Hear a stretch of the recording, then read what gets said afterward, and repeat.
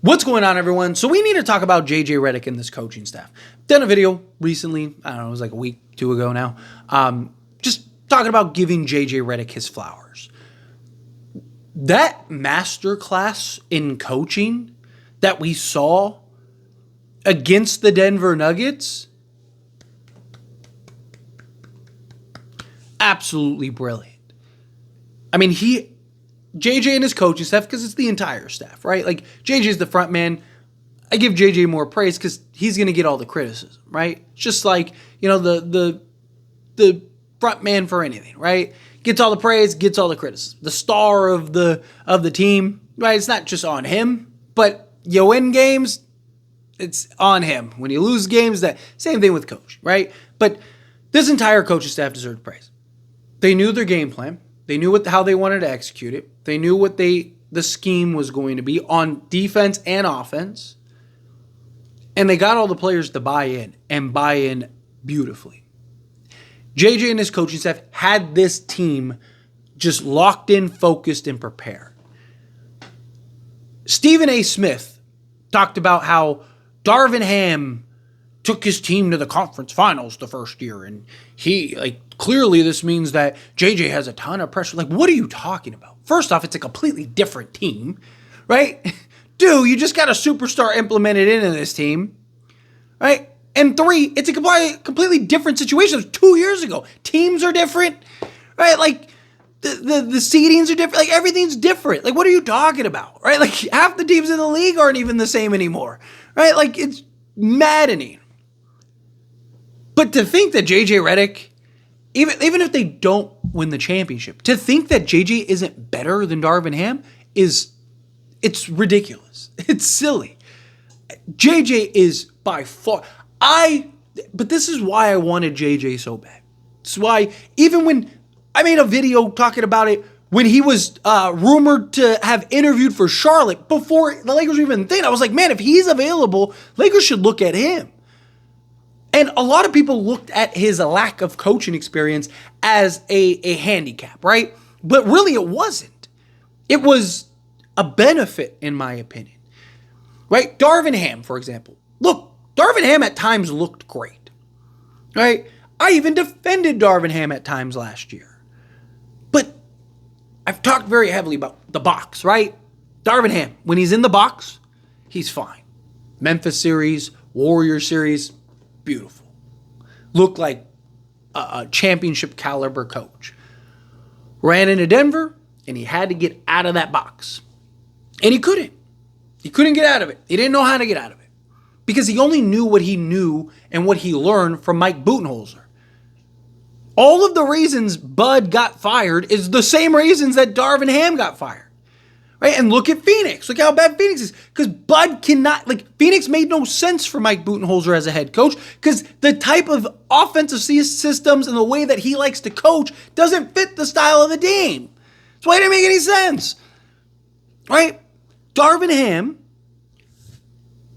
he was a guy that, great example is the second Denver series last year in the first round where we lost in 5. Right? Obviously the sweep was bad, but the reason I really want to highlight and focus on the last series is because every single game went exactly the same. Lakers dominated and controlled the first half, up at halftime.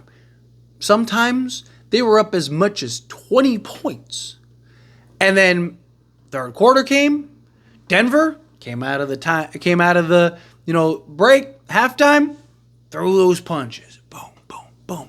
And previously with Darvin Ham, took the punches, got a little wobbly, fainted out. That was it. Denver ran away with it. 4 out of 5 times. Look, losses happen. 20-point leads blown all the time. Denver lost a 33-point lead or something like that last year. Still won the championship, right? Like, it happens. Leads blown all the time, especially with the new 3-point shooting and all that. It happens. It's okay, right? But to happen 4 out of 5 times the exact same way, that is coaching. That is not just, it's just a bad game. Denver just got hot at the right time or made the right adjustment and we just got to recalibrate. No, it was the same exact thing every single game. that is coaching.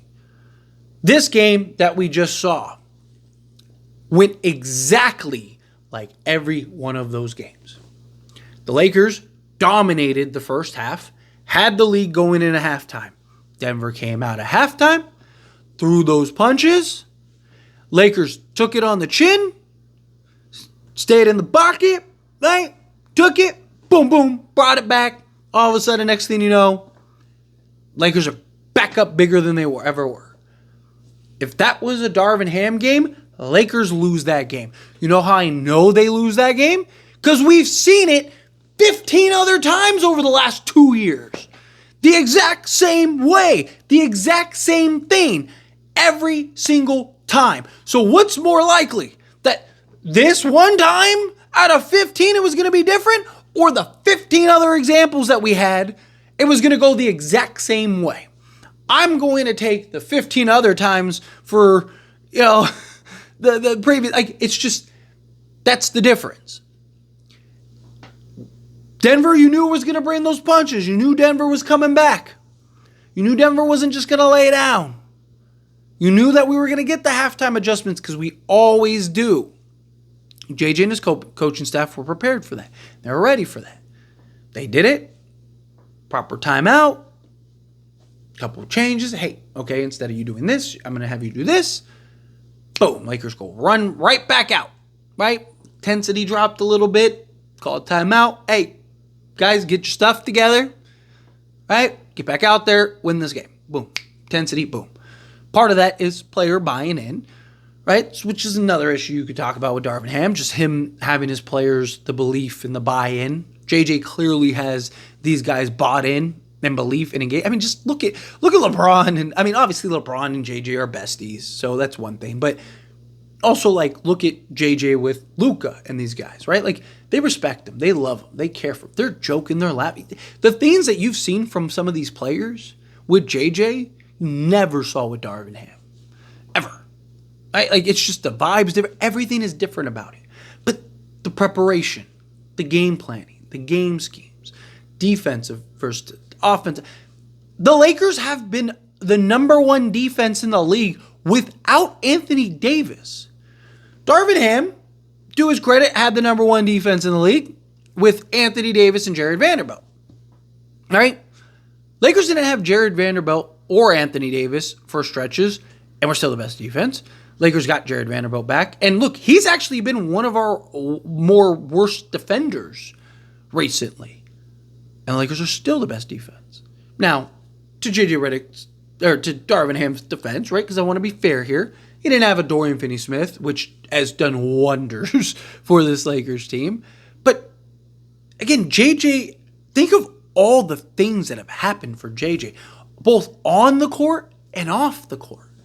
And this guy is still in his pocket, right? Just staying diligent. It is beautiful to watch this, to watch a real coach. Lakers, for the last few years, even going back to Frank Vogel. Remember, Frank Vogel was not the Lakers' main choice. They didn't necessarily want Frank Vogel immediately. He kind of defaulted into the starting role, right? But since then, we've had a new coach. We've had 4 coaches during that stretch. We finally got that guy. The guy that is going to be the coach for years. And it's why I wanted him so badly. It's why I talk so heavily about him. It's why I said he's not. People, again, looked at his inexperience as a deficiency. I looked at it as a huge opportunity because he's not set in his ways. He doesn't only know what he was taught from the coach that he learned from. He's taking pieces from Pop and, Kerr and Spoelstra and, even guys like Doc Rivers and Stan Van Gundy and all that. He's taking pieces from everybody and implementing it into a stew and going, okay, this is how we're going to operate this. Okay, this isn't working, no problem. I got this over here. Okay, that's not working. Okay, this goes over here. And he's got all these coaches on his coaching staff. Nate McMillan, Scott Brooks, Lindsey Harding, right? Go down the Jean, right? All these go down the coaching staff.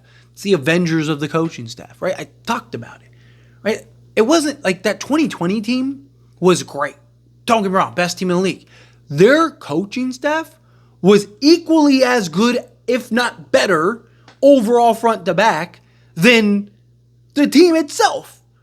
Look at this coaching staff. Look at this. It's the same thing. They have you have a great defensive-minded coach, offensive-minded coach, right? You have a player coach. You have a guy that's really good at schematics. And, like, you have all the components. And then you have J.J. Redick, who's open and willing to listen to all of those things. And Darvin Ham, as soon as he became the head coach, went, nah, I don't want you guys to hire a coach. I want to be able to hire my own coaches. I want to, I believe I can do this job. I don't want a veteran head coach sitting on the bench next to me because I can do this. Well, guess what? One guy is working. The other guy is back to being an assistant. J.J. Redick came into the position and said, hey, I need those coaches. I need those minds. I need those. What did he say all offseason? I'm excited to sit down with these guys and brainstorm. Every opportunity he had, man, just being in that room, the war room, and just going over and picking each other's brains, and they're coming up with all these ideas, and I'm just like taking it all in, right? Like it's one guy was set in his ways. Another guy was all open. Like, hey, man, I can't wait to learn. That's a great Nate. I just learned that. Hey, that's the difference. And you're seeing that translate to the game. We have seen J.J. Redick go into a game, literally in the first quarter, go into a game plan, thought process, execution, boom. That's not working. Call a timeout and literally throw that out the window and go, okay, now we're going to do this. And it's like, dude, it's been 4 minutes. Can we let it marinate? Nope. I didn't like it. Didn't look good. Didn't work. Cut it off. That's my coach. I love it. And he deserves all the flowers and all the credit. And I'm going to keep talking about this man because he has done a fantastic job. This is our coach for the next probably, hopefully 30 years. But let me know your thoughts and opinions down in the comments below. Do you agree with me, disagree with me, mix in the middle, however you feel, whatever your thoughts are. I'd love to hear it. So let me know down in the comments below. That being said, if you haven't liked this video, hit that like button. Helps me a lot. So we enjoy these types of videos and I truly appreciate it. Not subscribe channel, hit that subscribe button, turn on the bell notifications. Appreciate y'all. See you in the next one. Thank you.